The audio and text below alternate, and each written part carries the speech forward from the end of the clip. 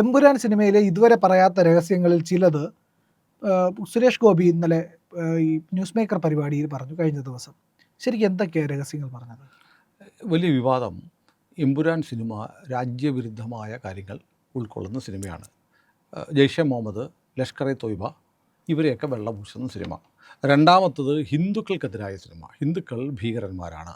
ഗുജറാത്ത് കലാപം എന്ന് പറയുന്നത് ഗർഭിണികളെ വരെ പീഡിപ്പിക്കുന്ന തരത്തിൽ ഹിന്ദുക്കൾ ആസൂത്രണം ചെയ്തതാണ്, ഗോത്ര പറയാതെ. അങ്ങനെ ടോട്ടലി ഹിന്ദുക്കൾ എന്ന് പറഞ്ഞാൽ വലിയ ഭീകരന്മാരും മുസ്ലിമുകൾ വളരെ പാവങ്ങളുമാണ് എന്ന് പറയുന്ന സിനിമ. അതോടൊപ്പം തന്നെ ഇങ്ങനെ ഈ ഭീകരപ്രവർത്തകർ ഇന്ത്യയിലൊക്കെ ഇപ്പം നമ്മൾ ഡൽഹിയിലൊക്കെ നടന്നത്, ഇങ്ങനെ ഭീകരപ്രവർത്തനം നടത്തുന്ന ആളുകൾ മുസ്ലിങ്ങളുടെ ദയനീയാവസ്ഥ കണ്ടിട്ട് സ്വാഭാവികമായും പ്രതികാരം ചെയ്യുന്നവരാണ്, അവരുടെ ഭാഗത്തൊരു നീതിയുണ്ട് എന്നുള്ള ഒരു പ്രചാരണം നടത്തുന്ന പ്രൊപ്പഗാൻഡ സിനിമയാണ്.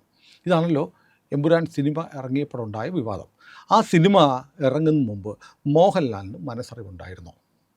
അത് നമുക്കറിയാം. ആ വിവാദത്തിലേക്കൊന്നും നമ്മൾ പോകുന്നില്ല. പിന്നെ സിനിമ വിവാദമായി, വലിയ കൊള്ളക്കമായി, പിന്നെ സിനിമയിൽ കട്ടുകൾ വന്നു, ചില ഭാഗങ്ങൾ നീക്കേണ്ടി വന്നു. ഇതൊക്കെ വലിയ വിവാദമായി. കേരളത്തിൽ ഏറ്റവും കൂടുതൽ കേരളത്തിലെ ജനങ്ങളെ സംബന്ധിച്ച് ഏറ്റവും പ്രിയപ്പെട്ട ഒരാളായിരുന്നു മോഹൻലാൽ. മോഹൻലാലിനെ അക്കാലം അത്രയും ഹൃദയത്തിൽ കൊണ്ടു നടന്ന ജനവിഭാഗം അദ്ദേഹത്തെ ഇഷ്ടപ്പെടാത്ത അവസ്ഥയിലേക്ക് എത്തി. മോഹൻലാലിനെതിരെ അവർ കമൻ്റ് ഇടുന്ന തരത്തിലേക്ക്, മോഹൻലാലിനെ ലാലപ്പൻ എന്നൊക്കെ വിളിച്ചിട്ട്, ഹലാലേട്ടൻ എന്നൊക്കെ വിളിച്ചിട്ട് കളിയാക്കാൻ തുടങ്ങി. മോഹൻലാലിനോട് നീരസം ഹിന്ദു കമ്മ്യൂണിറ്റിയിലുള്ള കുറേ ആളുകൾക്ക് ഉണ്ടായി ആ സിനിമയ്ക്ക് ശേഷം. ഇത് വലിയ മോഹൻലാലിനെ വ്യക്തിപരമായും വല്ലാതെ വേദനിപ്പിച്ചു എന്നാണ് അദ്ദേഹവുമായി അടുപ്പമുള്ള കേന്ദ്രങ്ങൾ പറയുന്നത്. മോഹൻലാൽ അറിഞ്ഞിട്ടാണോ ഇത്തരം രംഗങ്ങൾ സിനിമയിൽ വന്നത്? ഇതായിരുന്നു പ്രധാനപ്പെട്ട ചോദ്യം. മോഹൻലാൽ അതിനെക്കുറിച്ചൊന്നും പറഞ്ഞില്ല. മോഹൻലാൽ പക്ഷേ എൻ്റെ സിനിമയിലെ ചില ഭാഗങ്ങൾ പലരെയും വേദനിപ്പിച്ചു എന്ന് ഞാൻ മനസ്സിലാക്കുന്നു, ഞാൻ ഖേദിക്കുന്നു എന്ന് പറഞ്ഞ് സ്റ്റേറ്റ്മെൻറ്റ് കിട്ടു. സിനിമയുടെ സംവിധായകനായ പൃഥ്വിരാജ് ഒരക്ഷരം പോലും മിണ്ടിയില്ല. തിരക്കഥാകൃത്തായ മുരളി ഗോപി അതിനുശേഷം ഇതേക്കുറിച്ച് മാത്രം പറഞ്ഞിട്ടില്ല. ഇയാളുടെ ഭാര്യ, പൃഥ്വിരാജിൻ്റെ ഭാര്യ സുപ്രിയ അല്ലേ, അവർ ഇടയ്ക്ക് പ്രകോപനം കണ്ടോടാ, പൃഥ്വിയെ കണ്ടോടാ എന്നൊക്കെ പറഞ്ഞുള്ള ചില ദ്വയാർത്ഥമുള്ള ചില വെല്ലുവിളിക്കുന്ന പോലെയുള്ള ചില പോസ്റ്റുകളൊക്കെ ഇട്ടു എന്നും പറയപ്പെടുന്നു. ഏതായാലും എന്താണ് അതിനകത്ത് സംഭവിച്ചത്? പൃഥ്വിരാജ് ആവർത്തിച്ചു പറഞ്ഞുകൊണ്ടിരിക്കുന്നത്, വീണ്ടും പറഞ്ഞത് എല്ലാം മോഹൻലാലിനറിയാം. മേജർ രവി വന്നിട്ട് പറഞ്ഞു മോഹൻലാലിനൊന്നും അറിയില്ല. മേജർ രവി മോഹൻലാലിൻ്റെ വളരെ അടുത്ത സുഹൃത്താണ് എന്നാണ് പറയപ്പെടുന്നത്. മോഹൻലാലിന് വേണ്ടിയിട്ട് മോഹൻലാൽ പറഞ്ഞ പ്രകാരം മേജർ രവി സംസാരിച്ചതാണ് എന്ന് പറയുന്നവരുണ്ട്. അപ്പോൾ ഇങ്ങനെ ഇപ്പോഴും ഒരു ദുരൂഹമായി നിൽക്കുകയാണ്. എമ്പുരാൻ 3 ഉണ്ടെന്നാണ് പറയുന്നത്, ലൂസിഫർ 3 ഉണ്ടെന്നാണ് പറയുന്നത്. ലൂസിഫർ 3 ഇനി ഇറങ്ങുമോ ഇല്ലയോ എന്ന കാര്യത്തിൽ ഉറപ്പുമില്ല.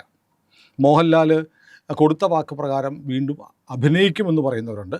പക്ഷേ ഈ സിനിമയിൽ സംഭവിച്ച തനിക്കേറ്റ ഹൃദയവേദന ഉണ്ടാവുന്ന തൻ്റെ ആരാധകരിൽ കുറേ പേരെങ്കിലും തനിക്കെതിരായി മാറുന്ന സാഹചര്യം കണക്കിലെടുത്ത് താൻ ഇനി ഇത്തരം സിനിമ ചെയ്യേണ്ട എന്ന് തീരുമാനിക്കും എന്ന് പറയുന്നവരുണ്ട്. ഇതൊക്കെ സ്പെക്കുലേഷൻസാണ്. ഏതായാലും അതിനുശേഷം വന്ന മോഹൻലാലിൻ്റെ സിനിമകളുണ്ടല്ലോ, ഒന്ന് തുടരും സിനിമ ഹിറ്റായി. മോഹൻലാലിനോട് ഒരു പക്ഷേ അദ്ദേഹത്തെ ആരാധിച്ച് നടന്ന ആളുകൾ ക്ഷമിച്ചു എന്ന് തോന്നുന്നു. പക്ഷെ അന്ന് മോഹൻലാലിനെ വലിയ സപ്പോർട്ട് ചെയ്താരെന്നറിയോ? മുസ്ലിം പേരുകാരാണ്. മുസ്ലിം പേരുള്ളവർ മുഴുവൻ മോഹൻലാലിനെ സപ്പോർട്ട് ചെയ്തു, അന്തംകമ്പികൾ.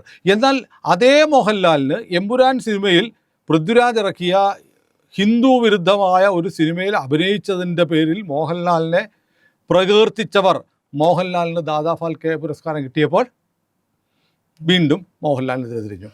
സീനിയോറിറ്റി നോക്കണ്ടായിരുന്നോ, വേറെ ചിലർക്ക് കൊടുക്കാത്തത് ശരിയായില്ല, അത് മോഹൻലാൽ അത് ജാതിയും മതവും നോക്കിയിട്ട് കേന്ദ്ര സർക്കാർ വർഗീയ അജണ്ടയുടെ ഭാഗമായി നടപ്പാക്കിയതാണെന്ന് പറഞ്ഞ് മോഹൻലാലിനൊരു അംഗീകാരം കിട്ടിയപ്പോൾ ഇല്ല. മോഹൻലാൽ ഹിന്ദുക്കൾക്കെതിരെ, ഇന്ത്യക്കെതിരെയുള്ള ഒരു സിനിമയുടെ ഭാഗമാകുകയാണെങ്കിൽ ഇവിടുത്തെ ഈ പറയുന്ന മുസ്ലിം നാമധാരികൾ അദ്ദേഹത്തെ കൊണ്ടു നടക്കും.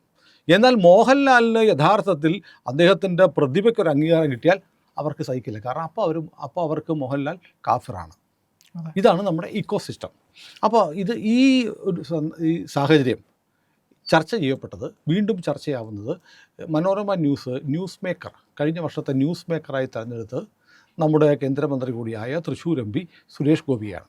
അപ്പോൾ സുരേഷ് ഗോപി ഈ ന്യൂസ് മേക്കർ അവാർഡ് ദാനത്തിന് തൊട്ടും മുമ്പ് മനോരമയിലെ ജോണി ലൂക്കോസുമായി ഒരു അഭിമുഖത്തിൽ ജോണി ലൂക്കോസ് ചോദിക്കുന്നു, എമ്പുരാൻ സിനിമയുടെ വിവാദങ്ങളെക്കുറിച്ച് സുരേഷ് ഗോപിക്ക് എന്താണ് പറയാനുള്ളത്?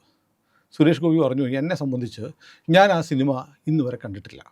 പാർലമെൻറ്റിൽ വഖഫ് നിയമ ഭേദഗതി ചർച്ച ചെയ്തുകൊണ്ടിരിക്കുമ്പോൾ ഇവിടെ ഹാരിസ് ബീരാൻ എന്ന് പറയുന്ന ലീഗിൻ്റെ M P, John Brittas M P, Rajya Sabha എം പിമാർ ആ വിഷയം മാറ്റാൻ, വഖഫ് വിഷയം മാറ്റാൻ വേണ്ടി മുന്നമാർ എന്നൊക്കെ പറഞ്ഞിട്ട്, സുരേഷ് ഗോപിയെ പോലുള്ള മുന്നമാർ എന്നൊക്കെ പറഞ്ഞൊരു പ്രസംഗം നടത്തി.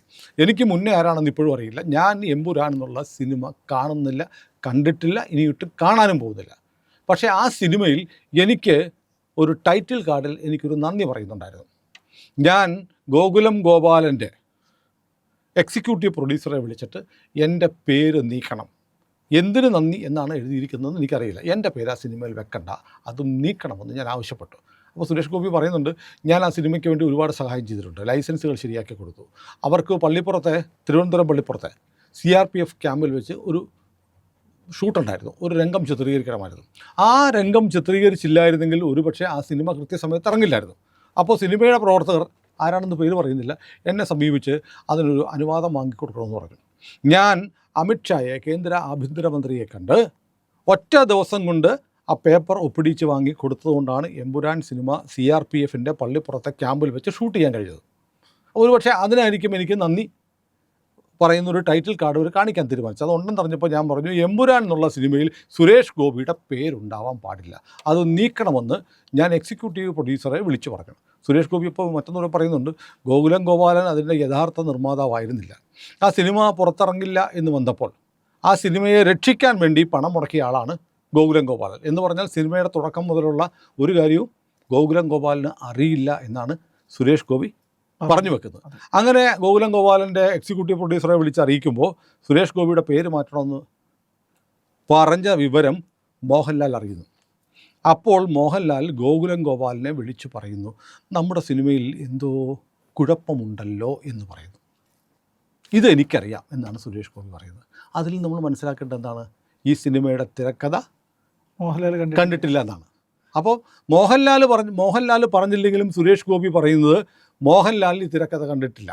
ഈ പറയപ്പെടുന്ന വിമർശനങ്ങളിൽ പ്രധാനപ്പെട്ടത് പൃഥ്വിരാജ് വാരിയം കുന്നനായിട്ട് അഭിനയിക്കാൻ വേണ്ടി പോസ്റ്ററൊക്കെ അടിച്ചിറക്കിയ ആളാണ്. ഈ ഡിജിറ്റൽ പോസ്റ്ററൊക്കെ വന്നിരുന്നു, വാരിയ കുന്നനായിട്ട് വലിയ മസിലൊക്കെ പെലിപ്പിച്ച് നിൽക്കുന്ന. അപ്പോൾ ഈ മട്ടാഞ്ചേരി മാഫിയയും ഒരു ഹാഷിഷ് സംവിധായകനുണ്ട്, അയാളുമായിട്ടൊക്കെ ചേർന്നിട്ട് ഹാഷിഷ് അടിച്ച് ഇങ്ങനെ ബോധം പോയപ്പോൾ ഇട്ടതാണോ ഒന്നും അറിയില്ല എന്നൊക്കെയാണ് വിമർശനം വന്നത്. വലിയ സോഷ്യൽ മീഡിയ ക്യാമ്പയിനായിരുന്നു. അപ്പോൾ അതിനകത്ത് പറയുന്നുണ്ട്, അതിനകത്ത് മറ്റൊരു വിമർശനം പ്രധാനപ്പെട്ട പറയുന്നതെന്ന് വെച്ചാൽ, മോഹൻലാലിനെ കൊണ്ട് മല്ലിക സുകുമാരൻ്റെ കാല് തിരുമിക്കുന്ന രംഗം ബ്രോഡാഡി എന്ന് പറയുന്ന ഒരു സിനിമയിലുണ്ട്, തൈലമിട്ട് തിരുമുന്നതാണ്. അപ്പോൾ മല്ലിക സുകുമാരൻ പറയുന്നത്, ഇവിടെ ഉള്ളവരാരും തിരുമിയിട്ടങ്ങ് ശരിയാവുന്നില്ല എന്ന്. ഇത് പൃഥ്വിരാജ് പക വീട്ടിയതാണെന്ന്. പണ്ട് പൃഥ്വിരാജ് സിനിമാ പ്രവേശനം നടത്തിയപ്പോൾ പാര വെച്ചവരുടെ കൂട്ടത്തിൽ മോഹൻലാൽ ഉണ്ട് എന്ന് വലിയ താരങ്ങളൊക്കെ പാര വെച്ച് വരെ. ഈ ഉദയനാട് താരം സിനിമയ്ക്കകത്ത് പറയുന്നുണ്ട്, വട്ടവട വന്നാൽ കൂവണമെന്ന് പറയുന്നത് പോലെ മോഹൻലാൽ പൃഥ്വിരാജിന്റെ സിനിമ വന്നപ്പോൾ ആളെ കയറ്റി കൂവിച്ചു എന്നൊക്കെ പറയുന്ന പരദൂഷണങ്ങളുണ്ട്. പക്ഷെ അത് ശരിയാണെന്ന് തോന്നുന്നില്ല. ദിലീപിനെ കുറിച്ച് അങ്ങനെ പറയാറുണ്ട്. അപ്പോൾ ഈ പറയുന്ന മോഹൻലാലിനെ കുറിച്ച് അങ്ങനെ പറയുന്നുണ്ട്. അപ്പോൾ ആ പക വീട്ടിയതാണ് പൃഥ്വിരാജ് എന്നൊരു ആക്ഷേപമൊണ്ട്. ശരിയാണോ എന്നറിയില്ല. അതിനുവേണ്ടി സ്ക്രിപ്റ്റിൽ അങ്ങനെ ഒരു സീൻ എഴുതി ചേർത്തതാണ് മല്ലിക സുകുമാരന്റെ കാല് തടവുന്നതായിട്ട്. അപ്പം അതിന്റെ തുടർച്ചയായി എമ്പുരാനിൽ മോഹൻലാലിനെ പൃഥ്വിരാജ് ചതിച്ചതാണ് എന്ന് പറയുന്നത്. മോഹൻലാലിന്റെ ഒരു സ്റ്റാർഡം തകർക്കുക. മോഹൻലാലിന് മലയാളികൾക്ക് ഏറ്റവും പ്രിയപ്പെട്ട നടൻ മാത്രമല്ല, കടൽ എനിക്ക് ഭയങ്കര ഇഷ്ടമാണല്ലോ. നമ്മൾ കടൽ കണ്ടാൽ നോക്കി നിൽക്കും, ആന വന്നാൽ നോക്കി നിൽക്കും. അതുപോലെ ആനയും കടലും കഴിഞ്ഞാൽ തത്തുല്യമായി ഏതു മലയാളിയും ഒരു മിണ്ടായം പോലെ കണ്ടാലും തിരിഞ്ഞു നിന്ന് നോക്കുന്ന ഒരാളുണ്ടെങ്കിൽ അത് മോഹൻലാലാണ്. അതാണ് മോഹൻലാൽ. അങ്ങനെയാണ് മലയാളിയുടെ ഹൃദയത്തിൽ ഒരു കസേര വലിച്ചിട്ടിരിക്കുന്ന ഒരു കഥാപാത്രമാണ്. മോഹൻലാലിൻ്റെ ആ സ്റ്റാർഡം തകർക്കുക, അതാണ് ഈ പൃഥ്വിരാജ് ഈ സിനിമയിലൂടെ ഉദ്ദേശിച്ചത്. മോഹൻലാലിന് ഒരു ഹിന്ദു ബേസ് ഉണ്ടല്ലോ, മോഹൻലാലിന് ഒരു ഹിന്ദു സപ്പോർട്ട്, അത് തകർക്കുക എന്നൊരു ലക്ഷ്യം ഉണ്ടായിരുന്നു എന്ന് പറയപ്പെടുന്നു. നമുക്കറിയില്ല. പിന്നെയുള്ളത് വേറെ ചില ആക്ഷേപം വന്ന് കിട്ടുന്നതെന്ന് വെച്ചാൽ, മോഹൻലാലിൻ്റെ തോളിൽ കയറിയിട്ട് ഈ സിനിമ അന്യഭാഷകളിലൊക്കെ ചെയ്തല്ലോ, അന്യഭാഷകളിലൊക്കെ ചെയ്യുമ്പോൾ അദ്ദേഹത്തിൻ്റെ തോളിൽ കയറിയിട്ട് തനിക്കൊരു പാൻ ഇന്ത്യൻ സ്റ്റാറായിട്ട് മാറുക. മോഹൻലാലിൻ്റെ ഇമേജ് ഉപയോഗിച്ചിട്ട് ഒരു വലിയ പണം മുടക്കി കിടക്കുന്ന ഒരു ഹോളിവുഡ് സിനിമ സ്റ്റൈലിലൊക്കെ ഇറക്കിയ സിനിമയാണ്. അതുകൊണ്ട് തനിക്കൊരു ഇന്ത്യൻ സിനിമയിലെ ഒരു അധികായനായി മാറാൻ മോഹൻലാലിൻ്റെ ചുമലിൽ കയറി ഒരവസരം ഉണ്ടാക്കി എന്നും പറയുന്ന ആക്ഷേപങ്ങൾ ഉയർന്നിരുന്നു. അപ്പോൾ ഏതായാലും സുരേഷ് ഗോപി ഇങ്ങനെ പറഞ്ഞിട്ട് പറയുന്നത്, എനിക്ക് ഈ സിനിമയെക്കുറിച്ച് ഉള്ള അഭിപ്രായം ഇതാണ്. അപ്പോൾ പക്ഷേ സുരേഷ് ഗോപി ഡയറക്റ്റായിട്ട് പറഞ്ഞില്ലെങ്കിലും സുരേഷ് ഗോപി പറയുന്നത് എന്താണ്? മോഹൻലാൽ അറിഞ്ഞിട്ടില്ല. ഗോകുലം ഗോപാലൻ്റെ എക്സിക്യൂട്ടീവ് പ്രൊഡ്യൂസറോട് തൻ്റെ പേര് നീക്കണം എന്നാവശ്യപ്പെടുമ്പോൾ മാത്രമാണ് മോഹൻലാൽ അറിയുന്നത് നമ്മുടെ സിനിമയിൽ എന്തോ കുഴപ്പമുണ്ടായിരുന്നു. എന്നിട്ട് സുരേഷ് ഗോപി ജോണി ലൂക്കോസിനോട് തുറന്ന് പറയുന്നുണ്ട്, തുടർന്ന് പറയുന്നുണ്ട്. അതായത് ഈ അങ്ങനെ മോഹൻലാൽ തന്നെ പറഞ്ഞു, ഗോകുലം ഗോപാലനുമായിട്ട് ആലോചിച്ചിട്ട് പറഞ്ഞു, നമ്മുടെ സിനിമയിൽ കുഴപ്പമുള്ള ഭാഗങ്ങൾ കട്ട് ചെയ്യണം. അങ്ങനെ സ്വമേധയാ ഈ സിനിമയുടെ നിർമ്മാതാവും നായകതാരവും അതായത് മോഹൻലാലും മുൻകൈ എടുത്ത് ഇനിഷ്യേറ്റീവ് എടുത്തിട്ടാണ് ഈ കട്ട് നടന്നത്. ഇത് മറച്ചു വെച്ചിട്ടാണ് പാർലമെൻറ്റിൽ രാജ്യസഭയിൽ ഹാരിസ് ബീരാനും ജോൺ ബ്രിട്ടാസും കൂടി സുരേഷ് ഗോപിക്കെതിരെ ആക്ഷേപം ഉന്നയിച്ചു. സുരേഷ് ഗോപി മറുപടി പറയണം. സുരേഷ് ഗോപി എന്തിനാ മറുപടി പറയുന്നത്? സുരേഷ് ഗോപിയുടെ കീഴിലുള്ള വകുപ്പല്ല. സുരേഷ് ഗോപി ഒരു സിനിമാ നടനായി പോയി എന്നേ ഉള്ളൂ. അപ്പോൾ ഒരു സിനിമയ്ക്കകത്ത് ഗൂഢലക്ഷ്യത്തോടെ രാജ്യത്തിൻ്റെ സുരക്ഷ അല്ലേ, രാജ്യസുരക്ഷയെ ബാധിക്കുന്ന, രാജ്യത്തിനെതിരായി ആക്രമണം നടത്തുന്ന ഭീകരവാദികളെ വെള്ളപൂശുന്ന ഒരു പ്രമേയം വന്നാൽ, അതിലേക്ക് ഉപരി രാജ്യത്തെ ഭൂരിപക്ഷ സമുദായത്തെ ഹിന്ദുക്കളെ ആക്ഷേപിക്കുന്ന, ഹിന്ദുക്കൾ വേട്ടക്കാരാണ് എന്ന് ചിത്രീകരിക്കുന്ന, ഗോദ്ര സംഭവം പോലും മറച്ചു വെച്ചിട്ട് ഗുജറാത്തിനെ കുറിച്ചൊരു ഫേക്ക് നറേറ്റീവ് ഉണ്ടാക്കുന്ന ഒരു സിനിമ ഇറങ്ങുമ്പോൾ അതിനെ സുരേഷ് ഗോപി ന്യായീകരിക്കണം എന്ന് വാശി പിടിക്കുന്നതിനകത്ത് എന്തർത്ഥമാണുള്ളത്? സുരേഷ് ഗോപി അതൊക്കെയാണ് പറഞ്ഞു വെച്ചത്. ഏതായാലും ഇപ്പോൾ ജോണി ലൂക്കോസ് സുരേഷ് ഗോപിയോട് ചോദിക്കുന്നുണ്ട്, പക്ഷേ പൃഥ്വിരാജ് പറഞ്ഞല്ലോ എല്ലാം മോഹൻലാലിന് അറിയാമെന്ന്. എനിക്കതേക്കുറിച്ച് അറിയില്ല. അതിന് എന്തെങ്കിലും പറയണമെങ്കിൽ, നിങ്ങൾക്കറിയണമെങ്കിൽ നിങ്ങളത് അദ്ദേഹത്തോട് ചോദിക്കൂ. ആരോട് ചോദിക്കൂ? മോഹൻലാലിനോട് ചോദിക്കൂ എന്ന് പറഞ്ഞിട്ടാണ് ഈ അഭിമുഖത്തിലെ ഈ എമ്പുരാൻ എപ്പിസോഡ് കഴിഞ്ഞു പോകുന്നത്. ഏതായാലും നമ്മുടെ മാധ്യമങ്ങളിലൊന്നും കാര്യമായിട്ട് വാർത്ത വന്നില്ല. അപ്പോൾ നേരത്തെ മേജർ രവി പറഞ്ഞു, ഇപ്പോൾ സുരേഷ് ഗോപിയും പറഞ്ഞിരിക്കുന്നു. സുരേഷ് ഗോപി സാന്ദർഭികമായി ക്രോണോളജിക്കലി ഈ കാര്യങ്ങൾ പറയുന്നുണ്ട്. താൻ അറിഞ്ഞു, തൻ്റെ പേര് നീക്കണമെന്ന് പറഞ്ഞു. എക്സിക്യൂട്ടീവ് ഡയറക്ടറെ, ഗോകുലം ഗോപാലൻ്റെ എക്സിക്യൂട്ടീവ് ഡയറക്ടറെ വിളിച്ച് പറയുന്നു. അദ്ദേഹം അത് മോഹൻലാലിനോട് പറയുന്നു. അപ്പോൾ മോഹൻലാൽ ഉടനെ ഗോകുലം ഗോപാലിനെ വിളിച്ചിട്ട് നമ്മുടെ സിനിമയിൽ എന്തോ കുഴപ്പമുണ്ടല്ലോ എന്ന് പറഞ്ഞു എന്നാണ് എനിക്ക് ബോധ്യമുള്ളത് എന്ന് സുരേഷ് ഗോപി പറയുന്നതിലൂടെ സുരേഷ് ഗോപി പ്രേക്ഷകർക്ക് മുമ്പിൽ മലയാളികളോട് പറയുന്നത് മോഹൻലാൽ നിരപരാധിയാണ്, മോഹൻലാലിനെ ചതിച്ചതാണ്, മോഹൻലാൽ തിരക്കഥ കണ്ടിട്ടില്ല, എന്താണ് അഭിനയിക്കുന്നതെന്ന് മോഹൻലാൽ അറിഞ്ഞിട്ടില്ല എന്നൊക്കെ പറയുന്ന ഒരു ഭാഗമുണ്ടല്ലോ. ആ ഭാഗം തന്നെയാണ് സുരേഷ് ഗോപി ആവർത്തിക്കുന്നത്. അപ്പോൾ ചതിച്ചത് ആരാണ്? ഉത്തരം കിട്ടാത്ത ചോദ്യം ബാക്കിയാവുകയാണ്. അത് മോഹൻലാലിനെ ചതിച്ചു എന്ന് സുരേഷ് ഗോപി പറയാതെ പറഞ്ഞു വെക്കുമ്പോൾ ആരാണ് മോഹൻലാലിനെ ചതിച്ചത് എന്നതിൻ്റെ ഉത്തരം കണ്ടുപിടിക്കേണ്ടത് പ്രേക്ഷകരാണ്. നിങ്ങൾക്ക് പറയാം ആരാണ് മോഹൻലാലിനെ ചതിച്ചത്. ആരുടെ അജണ്ടയായിരുന്നു എമ്പുരാനിലൂടെ നടപ്പായത്? ഹിന്ദു വിരുദ്ധത, രാജ്യവിരുദ്ധത പ്രമേയമാക്കിക്കൊണ്ട് ഒരു സിനിമയുണ്ടാക്കി തങ്ങളുടെ ഇസ്ലാമിസ്റ്റ് അജണ്ട നടപ്പാക്കാൻ മലയാള സിനിമയെ, മലയാളത്തിലെ ഏറ്റവും വിലപിടിച്ച താരത്തെ കരുവാക്കി ചതിച്ചത് ആരാണെന്ന് നിങ്ങൾ പറയുക.